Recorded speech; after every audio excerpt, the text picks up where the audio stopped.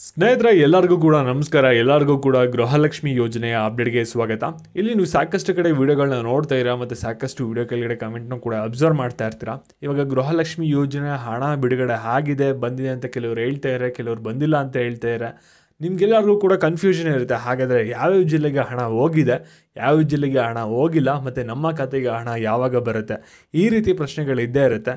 Definitely ನಿಮಗೂ ಕೂಡ ಗೃಹಲಕ್ಷ್ಮಿ ಯೋಜನೆ ಹಣ ಬರುತ್ತೆ ಅಂತ ವೆಯ್ಟ್ ಮಾಡಿ ಸಾಕಾಗಿ ಹೋಗಿರುತ್ತೆ.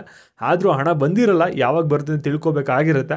ಹಾಗಾದರೆ ಈ ಒಂದು ವಿಡಿಯೋ ನೀವು ಮಧ್ಯೆ ಸ್ಕಿಪ್ ಮಾಡ್ದೇ ಕೊನೆವರೆಗೂ ಕೂಡ ನೋಡಿ, ಎಲ್ಲ ವಿಷಯನ ಕೂಡ ತಿಳ್ಕೊತೀರಾ. ಅದಕ್ಕಿಂತ ಮುಂಚೆ ಯಾರು ಚಾನಲ್ ಸಬ್ಸ್ಕ್ರೈಬ್ ಮಾಡ್ಕೊಂಡಿರಲ್ಲ, ಪ್ರತಿಯೊಬ್ಬರು ಕೂಡ ಸಬ್ಸ್ಕ್ರೈಬ್ ಮಾಡ್ಕೊಳ್ಳಿ. ಹಾಗೆ ಪ್ರತಿಯೊಬ್ಬರು ಕೂಡ ವಿಡಿಯೋಗೊಂದು ಲೈಕ್ ಕೊಡಿ. ಯಾಕೆಂದರೆ ಕೂಡ ಒಂದೇ ಒಂದು ಲೈಕ್, ಒಂದು ಸಬ್ಸ್ಕ್ರೈಬಿಂದ ನಿಮ್ಗೆ ಇದೇ ರೀತಿ ಕಂಟಿನ್ಯೂಸ್ ಆಗಿ ಅಪ್ಡೇಟ್ಸ್ಗಳನ್ನು ನೀಡ್ತಾ ಇರ್ಬೋದಾಗಿರುತ್ತೆ. ಇವಾಗ ನಾವು ಡೈರೆಕ್ಟಾಗಿ ವಿಡಿಯೋ ಬಗ್ಗೆ ಬರೋಣ. ಇಲ್ಲಿ ನೋಡಿ, ಗೃಹಲಕ್ಷ್ಮಿ ಯೋಜನೆಯ ಹಣ ಯಾವಾಗ ಬರುತ್ತೆ ಅನ್ನೊಂದು ಪ್ರಶ್ನೆಗೆ 3 ತಿಂಗಳಿಂದ ಸರ್ಕಾರದಿಂದ ಯಾರು ಕೂಡ ಆನ್ಸರ್ ಮಾಡಿರಲಿಲ್ಲ. ಆದರೆ ಕಳೆದ ವಾರ ಎಲ್ಲರೂ ಕೂಡ ಆನ್ಸರ್ನ ಮಾಡಿದ್ರು. ಡಿ.ಕೆ. ಶಿವಕುಮಾರ್ ಅವರು ಮಾಡಿದ್ರು, ಹಾಗೆ ಸಿದ್ದರಾಮಯ್ಯ ಅವರು ಮಾಡಿದ್ರು, ಹಾಗೆ ಲಕ್ಷ್ಮೀ ಹೆಬ್ಬಾಳ್ಕರ್ ಅವರು ಕೂಡ ಆನ್ಸರ್ನ ಮಾಡಿದ್ರು. ಅವರೆಲ್ಲರೂ ಕೂಡ ಹೇಳಿದ್ದೀನಂದರೆ 2 ತಿಂಗಳ ಹಣ ಬರುತ್ತೆ, 16, 17ನೇ ಕಂತಿ ಹಣ ನಾಳೆನೇ ಬಿಡುಗಡೆನ ಮಾಡ್ತೀವಿ ಅಂತ ಒಂದು ಗುರುವಾರ ಅಪ್ಡೇಟ್ನ ಕೊಟ್ಟರು. ನಿಮಗೆಲ್ಲರಿಗೂ ಕೂಡ ಕನ್ಫ್ಯೂಷನ್ ಆಗಿತ್ತು. ಇವಾಗ ಗುರುವಾರ ಏನಾದರೂ ಬಿಡುಗಡೆ ಮಾಡಿದ್ರೆ ಶುಕ್ರವಾರಕ್ಕೆ ಹಣ ಏನಾದರೂ ರಿಲೀಸ್ ಆಯಿತಾ ಅಂತಲೂ ಕೂಡ ಸಾಕಷ್ಟು ಜನಕ್ಕೆ ಡೌಟ್ ಇದೆ. ಯಾಕೆಂದರೆ ಎಲ್ಲರೂ ಕೂಡ 100% ಅಶ್ಯೂರೆನ್ಸ್ನ ಕೊಟ್ಟಿರೋ ಹಣ ಬಿಡುಗಡೆ ಆಗುತ್ತೆ, 2 ಕಂತಿನ ಹಣ ಬರುತ್ತೆ ಅಂತ. ಆದರೆ ಇವಾಗ ಏನು ಮಾಡಿದ್ದಾರೆ ಅಂದರೆ ಉಲ್ಟಾ ಹೊಡಿತಾ ಇದ್ದಾರೆ, ಕೆಲವು ಚೇಂಜಸ್ನ ತಂದಿದ್ದಾರೆ. ಇವಾಗ ನಿಮಗೆ ಈ ತಿಂಗಳು 2 ಕಂತಿನ ಹಣ ಬರೋದಿಲ್ಲ, ಬರೋದು ಕೂಡ ಬಹುತೇಕ ಡೌಟ್ ಆಗಿದೆ.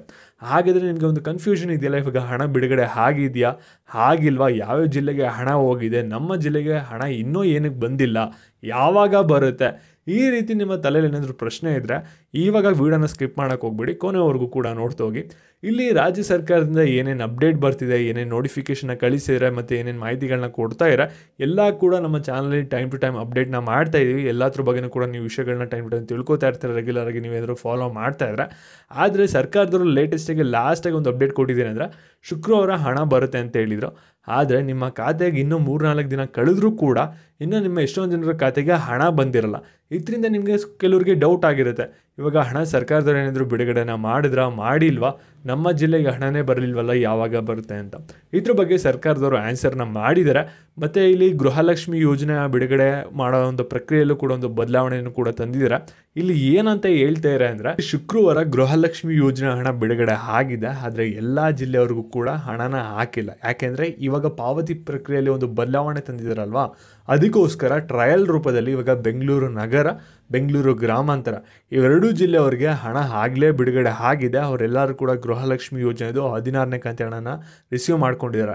ಮತ್ತು ಲಕ್ಷ್ಮೀ ಹೆಬ್ಬಾಳ್ಕರ್ ಅವರು ಕೂಡ ಒಂದು ಅಪ್ಡೇಟ್ನ ಕೂಡ ಕೊಟ್ಟಿದ್ದಾರೆ.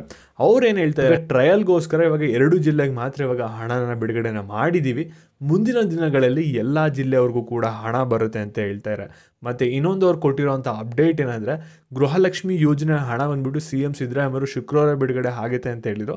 ಆದರೆ ಲಕ್ಷ್ಮೀ ಹೆಬ್ಬಾಳ್ಕರ್ ಅವರು ನಾವು ಬಿಡುಗಡೆ ಮಾಡಿರೋದು ಇವಾಗ 2 ಜಿಲ್ಲೆಗೆ ಅಷ್ಟೇ, ಇನ್ನೂ 3-4 ದಿನ ಟೈಮ್ ತೊಗೊಳುತ್ತೆ, ಆಮೇಲೆ ಬೇರೆ ಜಿಲ್ಲೆಯವ್ರಿಗೂ ಕೂಡ ಹಣ ಬರುತ್ತೆ ಅಂತ ಹೇಳ್ತಾರೆ.